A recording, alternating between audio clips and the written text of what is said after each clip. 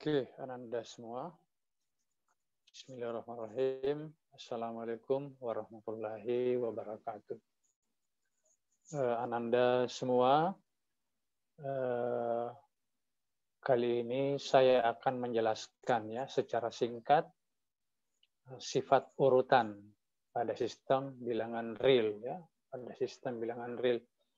Sebelumnya kita sudah belajar sifat yang pertama adalah sifat kelengkapan ya. Sifat kelengkapan dari sistem bilangan real. Nah, sebelumnya saya sudah pernah menjelaskan bahwa ada 3 sifat yang akan kita jelaskan. Jadi yang pertama adalah sifat lapangan, yang kedua adalah sifat urutan, dan yang ketiga adalah sifat kelengkapan. Jadi untuk saat ini saya akan menjelaskan secara ringkas, ya, secara ringkas saja dulu. Nanti Ananda kembangkan pada menyelesaikan soal-soal ya, yang nanti akan saya unggah di grup WhatsApp-nya. Oke, kita masuk ke sifat urutan ya. Saya akan share screen supaya kita bisa melihat sumber-sumber yang kita pelajari.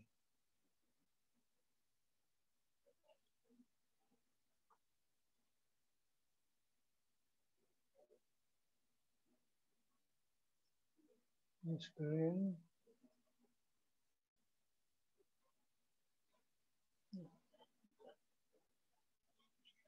Ya, oke. Ini saya screen kertas kosong dulu ya, Ananda semua. Oke. Sifat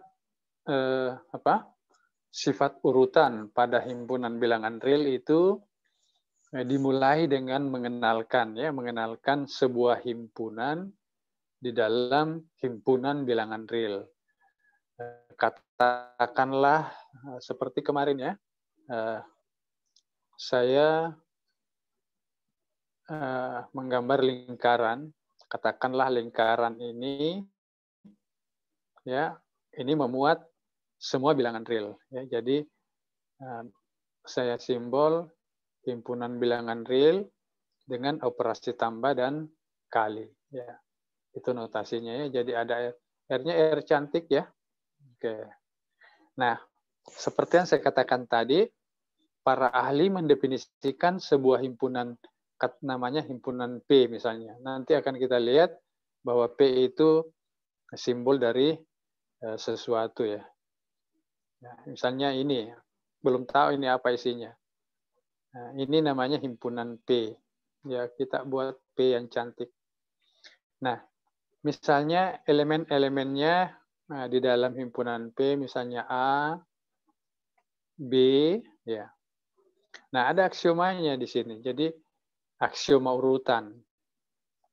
Ini yang pertama adalah kalau A dan B elemen P, maka di sini kan ada operasi tambah ya. Jadi A ditambah B juga harus elemen P.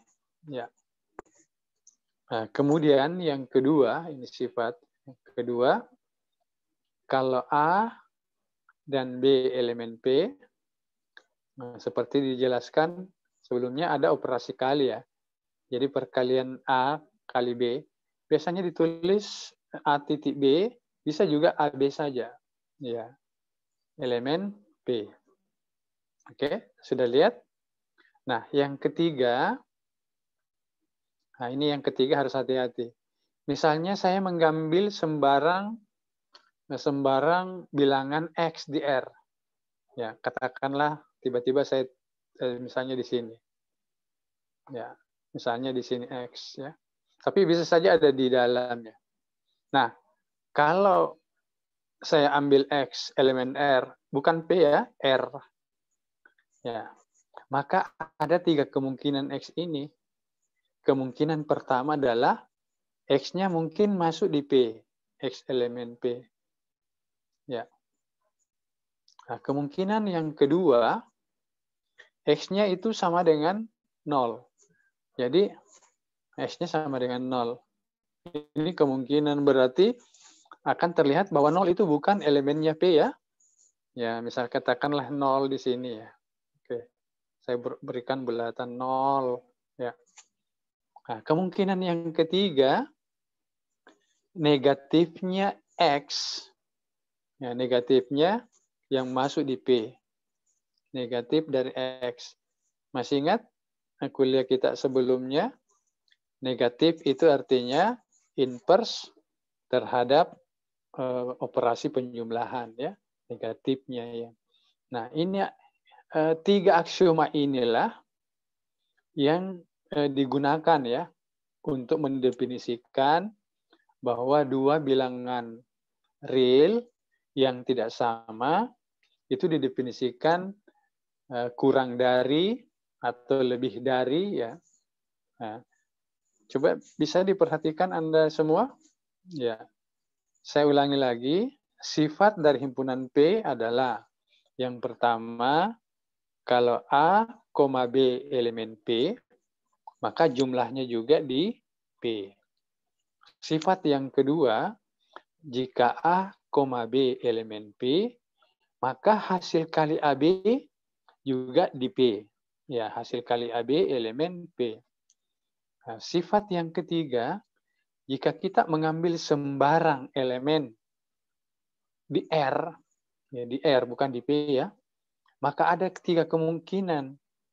X itu elemen P atau X itu sama dengan 0 atau min X-nya elemen P. Ya, gitu. Oke, kita lanjut dulu ke definisi ya. Jadi berdasarkan aksioma tadi, padanya himpunan P, jadi kita buat definisi ya. Ya, definisi. Nah, definisinya apa? Ya. A dikatakan positif. Ya, A dikatakan positif. Saya tulis A positif. Ya, notasinya apa? Kalau A elemen P. Ya, gitu ya. Nah, itu definisi yang pertama. Nah, definisi yang kedua, A kurang dari B. Ya, kita tulis begini, kurang dari B. Notasinya ini, notasinya nah, Nanda sudah bisa ya. Saya kira biasa saja ini. Ya, A kurang dari ya, kurang dari B. Nah, itu notasinya. Nah, jika apa? B dikurang A ya. B dikurang A itu elemen P. Ya, gitu. Nah, seperti itu ya. Nah, jadi nanti bisa dibalik.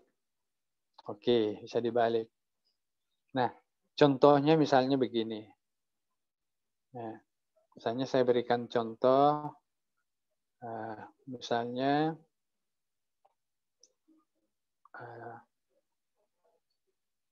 contoh, misalnya buktikan ya, buktikan. Ini contoh yang agak mudah dulu.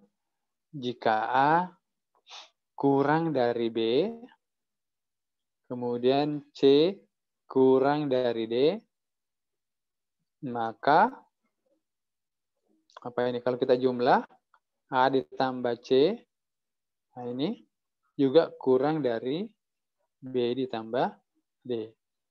Nah, oke, itu yang kita mau buktikan. Bagaimana membuktikannya? Kita kembali ke definisi. Ya, kalau A kurang dari B, ya coba dilihat kalau A kurang dari B, artinya B kurang A elemen P ya.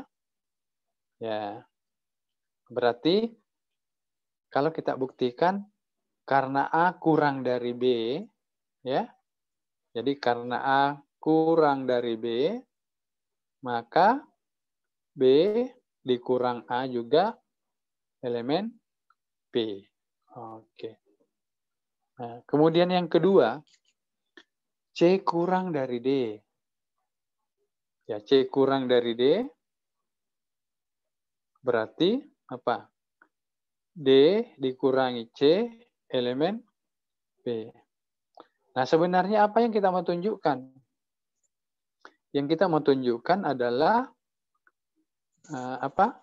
A tambah C kurang dari B tambah D. Caranya menunjukkan bagaimana? Kita tunjukkan bahwa B ditambah D, kalau dikurangi A tambah C, itu harus elemen P. Ya, harus elemen P. Jadi saya sekali lagi, kita harus tunjukkan bahwa B ditambah D, ya, B tambah D, dikurangi A ditambah C, itu harus elemen P. Nah, bagaimana caranya membuktikan itu? Ya, kita coba-coba. Masih ingat sifat himpunan P? Coba dilihat di sini. Mana ini? Ini dia. Sifat yang pertama, Ananda. Nah, ini sifat yang pertama. Nah, sifat yang pertama mengatakan apa? Kalau A, B elemen P, maka jumlahnya juga di P. Jadi kalau misalnya yang pertama itu elemen P, lalu yang kedua juga elemen P, maka jumlahnya itu harus masuk ke elemen P. Nah, kita sudah punya di sini ada dua yang merupakan elemen P, ya.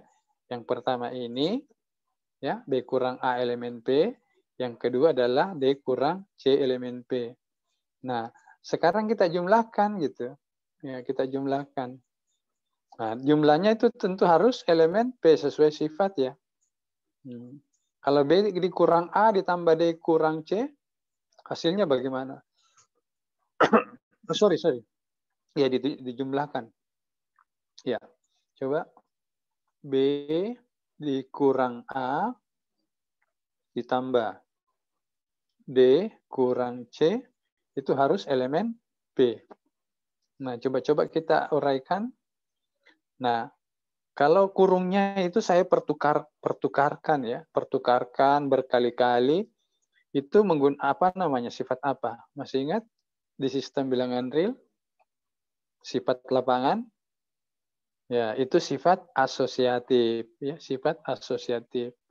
Ya, jadi sebenarnya B dikurang A tambah D kurang C ini bisa ditulis begini. Ini B dengan D didahulukan. Ya, coba lihat B kurang A ditambah D kurang C. Ya, jadi sama saja dengan apa? B ditambah D. Ya, kemudian apa? Ada min A, apalagi min C. Ini harus elemen P. Ya. Nah, gitu. Oke. Tujuan kita apa tadi? A tambah apa? A tambah C kurang dari B tambah D, artinya B tambah D dikurangi A tambah C itu elemen P. Oh iya, sudah. Ya, berarti dari sini kita dapat apa? B ditambah D. Nah, ini bisa dikurung. Kalau kurangnya di depan saya tulis, maka di dalam sini apa? Di sini tentu harus apa? Harus tambah ya. A ditambah C elemen P. Ya, oke. Nah, ini menunjukkan apa? Ya, tentu saja sesuai dari definisinya, B tambah D dikurangi A tambah C elemen P, berarti apa? Jadi, A ditambah C itu kurang dari B ditambah D. Oke, kita sudah membuktikan. Kita lihat, betulkah sama? B A tambah C kurang dari B tambah D. Wah, ini betul ya, ini. Nah, ini yang kita buktikan. Ya, itu salah satu contoh dan saya kira di latihan soal nanti Ananda bisa kerjakan ya. Oke, kita stop screen dulu. Kita share dokumen lainnya. Ya, dokumen ini rupanya dokumennya. Ini seperti yang tadi ya, aksiom urutan sudah. Oke, nanti Anda bisa baca ini. Ya, ini yang tadi sudah kita kerjakan ya. Oke, ini yang tadi sudah kita kerjakan. Nah, coba dicatat contoh 116 ya, contoh 116. Nah, ini untuk membuktikan kalimat jika A lebih dari 0. Jadi kalau tandanya dibalik lebih dari 0 itu sama dengan mengatakan 0 kurang dari A ya. Dan B lebih dari C, maka hasil kali AB itu lebih dari hasil kali AC. Nah, saya ulangi, mungkin ada salah kalimat saya. Jika A lebih dari 0 dan B lebih dari C, maka AB lebih dari AC. Nah, ya, lebih dari AC. Nah, caranya itu adalah kita tunjukkan bahwa, ya ini. Jadi Anda harus tunjukkan bahwa AB, apa itu? AB kurang AC itu elemen P dengan cara menunjukkan AB lebih dari AC. Ya, sama tadi. Nah, kalau A lebih dari 0, berarti A elemen P. Kalau B lebih dari C, berarti B kurang C elemen P. Nah, terserah. Mungkin sifat yang pertama, kalau jumlahnya elemen P, atau sifat yang kedua, hasil kalinya elemen P, salah satunya yang digunakan. Ya, jadi tolong ini contoh 116 bisa diselesaikan ya, dicatat saja dulu. Ya, saya berikan kesempatan mencatat. Ya. Oke. Nah, ini sudah banyak latihan ya.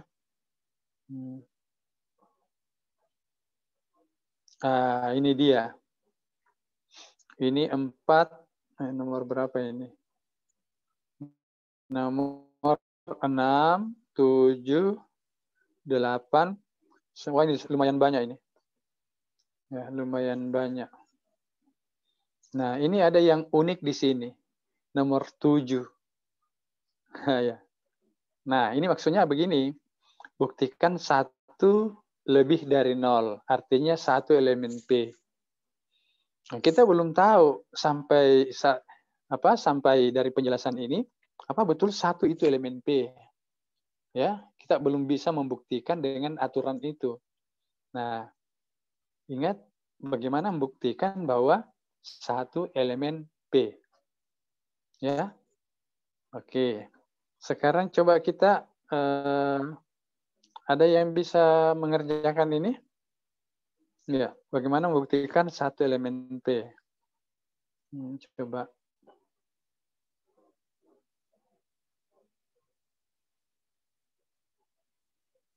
Oke.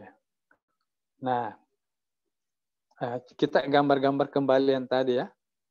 Misalnya ini himpunan bilangan real. Kan di bilangan real itu ada himpunan P katanya tadi. Nah, yang jelas 0 sudah bukan elemen P tadi ya. 0 itu di luarnya himpunan P. Ya, 0. Ya. Nah, persoalannya adalah dia minta membuktikan bahwa 1 itu ada di dalam P. Jadi 1 ini ada di dalam P. Ya. Dan 0 di luar P. Ya, bagaimana membuktikannya? Coba-coba. Coba mulai dari sini. Misalnya kita minta membuktikan bahwa 1 elemen P. Ya, buktikan bahwa 1 elemen P. Nah, ini sebenarnya mengatakan bahwa 1 lebih dari 0, lebih besar. Dulu istilahnya lebih besar ya, sekarang lebih dari. Nah, coba kita mulai dengan ini. Nanti Anda lanjutkan ya. andaikan.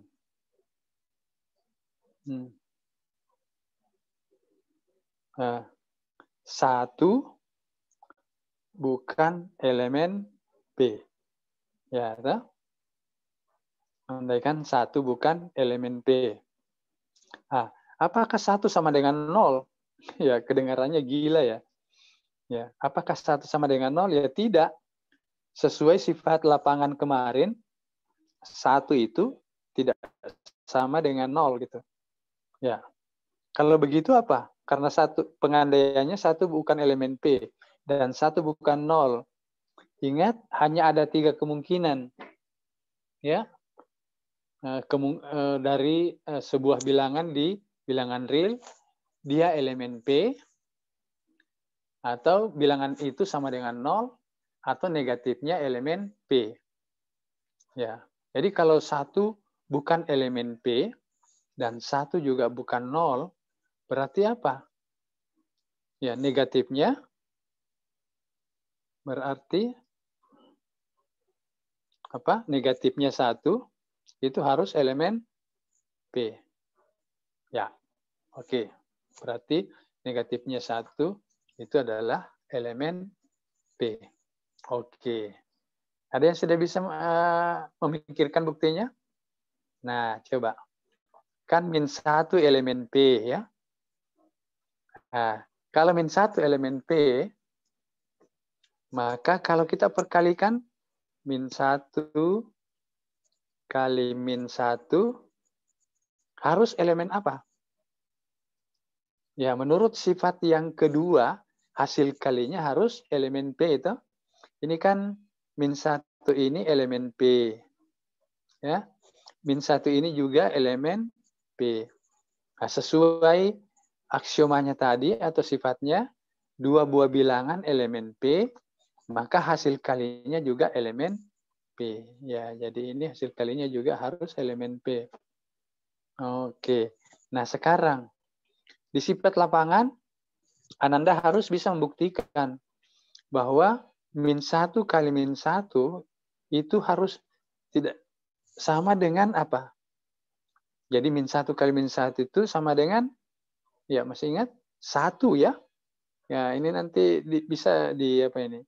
Latihan mengerjakan, membuktikan min 1 dikali min 1 itu sama dengan 1. Nah, kita kembali lagi. Nah, berdasarkan sifat yang kedua, dua buah elemen di himpunan P, maka hasil kalinya itu di elemen P. Berarti 1 juga harus masuk ke elemen P. Oke. Nah, apa yang terjadi? Ternyata ada dua hal yang kontradiksi gitu. Ya. Di sini satu elemen P yang saya lingkari merah. Nah, di sini min 1 juga elemen P gitu. Ya, ini dua hal yang kontradiksi. Ini kontradiksi. Ya, Ananda ada yang tahu mengapa ini kontradiksi? Ya, apa? Ingat, kalau kita mengambil sembarang bilangan pada himpunan bilangan real, kalau bilangan itu elemen P, maka negatifnya itu tidak boleh ada di elemen P. Padahal yang kita temukan di sini ada dua hal yang bertentangan. Yang pertama adalah min 1 ini elemen P, dan yang kedua, 1 ini adalah elemen P. Jadi, dua hal yang kontradiksi. Nah, kalau keduanya kontradiksi, artinya pengandaian kita tidak berlaku. Ya, jadi pengandaian apa yang kita andaikan? Andaikan 1 bukan elemen P, itu salah. Ya, jadi pengandaian 1 bukan elemen P itu salah. Berarti kalau pengandaian salah, akibatnya apa? Ya, pengandaian min 1 elemen P ini salah karena ada timbul kontradiksi. Berarti apa?